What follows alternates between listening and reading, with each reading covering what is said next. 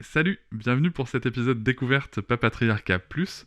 J'ai pris le parti maintenant de vous laisser découvrir un extrait des bonus le jour de leur sortie. Ne soyez pas étonnés, c'est pour ça que je fais ce petit message avant. L'épisode va s'arrêter au bout de quelques minutes. Si vous souhaitez continuer bien sûr l'écoute de cet épisode et de l'ensemble des bonus, vous pouvez cliquer sur le lien en description pour vous abonner. Je vous souhaite un bon extrait. Avec quelqu'un qui a dit que je peux pas jouer aux poupées, et après j'ai pleuré. Bienvenue sur Papatriarcat, le podcast qui réfléchit à la parentalité au XXIe siècle pour l'affranchir du modèle patriarcal. Bienvenue dans cet épisode bonus. Je tiens avant tout à vous remercier énormément, car si vous pouvez l'écouter, c'est que vous soutenez mon travail tous les mois. Et c'est grâce à ce soutien, grâce à cette énergie et à vos écoutes que le projet Papatriarcat peut continuer, que ce soit en podcast ou sur d'autres supports.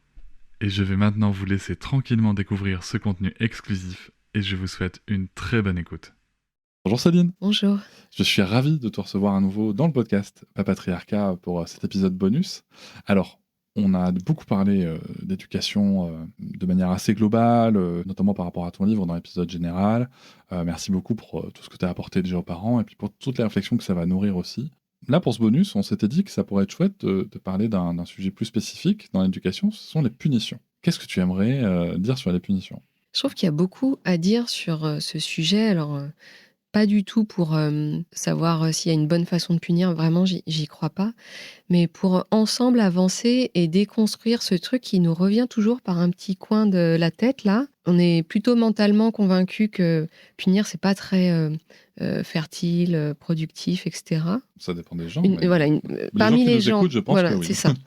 Pardon, c'est ce que j'entendais, c'est ce que je projetais. Mais on se retrouve souvent à ça puisse nous démanger, nous revenir, nous questionner par rapport au bain ambiant, justement. Il y a beaucoup de questions des parents qui viennent interroger. Un truc, c'est que après, on ne sait plus si on joue sur les mots. Est-ce qu'une conséquence logique, c'est une punition ou pas ? En tout cas, moi, je reçois beaucoup de questions de dire, mais si je fais ça, c'est une punition ? Ou bien, oui, mais quand même, il y a un moment où quand tel stade est dépassé et atteint, là, il faut sévir quand même. Et ces questions-là, elles sont complexes et source de beaucoup de questionnements. Ils ne savent pas toujours, et moi non plus parfois, où on peut placer le curseur. Est-ce que c'est des questionnements qui arrivent jusqu'à tes oreilles aussi ? Oui, bien sûr. C'est des questionnements qui arrivent jusqu'à mes oreilles. Moi, j'en ai même fait une conférence, figure-toi. Bah Alors, oui, pas spécifiquement sur la punition, mais sur ce qu'est le bon sens éducatif. Tu vois, parce qu'en fait, il est là le sujet. C'est comment déterminer. Le bon sens, tu sais, c'est l'excuse Parfois, c'est une excuse de paresse intellectuelle. Hein, parce que tout le monde va utiliser l'excuse du bon sens. Caroline Goldman utilise l'excuse du bon sens. Mais ça, c'est du bon sens que l'enfant obéisse. Bah non, c'est pas forcément le bon sens que l'enfant obéisse sans discuter. Non. C'est pas forcément le bon sens ni pour ses droits, ni pour son intellect. Mais de la même manière, tu vas avoir des gens qui sont très dans l'éducation positive et qui vont dire « Mais c'est du bon sens de pas punir les enfants. Bah non, tu vois, c'est plus complexe que ça. Alors juste avant, je voudrais revenir sur les termes que tu as utilisés en termes de conséquences logiques, tu vois, de quoi on se parle. Est-ce que tu as des exemples précis ? Moi j'en ai, mais est-ce que, juste pour être sûr qu'on soit sur le même sujet. Un exemple de conséquence logique, mon enfant perd tous ses feutres, donc je ne lui donne plus de feutres. Ou abîme tous ses feutres, donc je ne lui laisse plus des feutres, je lui laisse que des choses qui ne peuvent pas se casser quand il dessine, par exemple. Ça, c'est des sujets sur lesquels les parents disent « Mais est-ce que là, je suis en train de punir ou est-ce que c'est bel et bien une conséquence logique ?» Je sais pas, t'as d'autres exemples ? Alors, oui, alors des exemples de conséquences logiques. Tu vois, moi, récemment, ma fille, je lui avais acheté un verre pendant les vacances chez un souffleur de verre. Très beau verre, rose avec des petites bulles dedans et tout. Elle a adoré. Et tu vois, par exemple, j'ai raconté ça à des amis. Elle a cassé récemment, là. Elle a cassé dans la semaine. Quand j'ai entendu ça, je me suis dit que j'allais manger une crise de ouf. Mais en fait, un petit peu pour revenir à ce que tu disais par rapport à l'épisode général, tu vois, en amont de ça, je lui avais dit que ce verre-là, si elle le cassait, parce qu'on a déjà cassé d'autres des verres dans sa vie d'enfant, mais je lui ai dit si elle le cassait, en fait, je pourrais pas aller en racheter un autre. C'était loin, et c'était un verre qui coûtait quand même cher, et qu'il y en aurait pas d'autres. Donc, il se trouve qu'en plus, elle a cassé en le laissant dans une position où quelques minutes avant, je lui avais dit, tu sais, Sarah, méfie-toi. Moi, le verre, je ne le laisserai pas là parce que quand tu vas vouloir manipuler ton assiette, tu l'avais laissé sur le bord de la table, tu vois, à côté de l'assiette. Oui, près des coudes aussi, souvent. Voilà, quand elle a voulu débarrasser, voilà. Et je lui ai dit, tu sais, le verre, il se pose devant l'assiette, etc. Elle m'a dit, non, mais c'est bon, papa, fais-moi confiance. Ok. Voilà. La conséquence logique, en fait, elle l'a prise d'elle-même, si tu veux. Tu vois. Le verre s'est cassé. Le verre s'est cassé, elle a quand même dû. Je lui ai même pas demandé de nettoyer parce que j'étais là. Moi, dans ma tête, elle est partie en vrille. Elle a pas pleuré, rien. Parce qu'en fait, elle s'était un peu préparée, tu vois, à ça. Et sa conséquence logique, ça a été, bah écoute, je l'ai cassé, je vais ramasser. Donc, je l'ai aidé parce que voilà.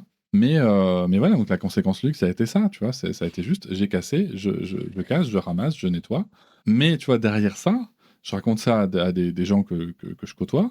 Et on me dit, enfin, tu l'as quand même pas engueulé, mais c'est pas possible.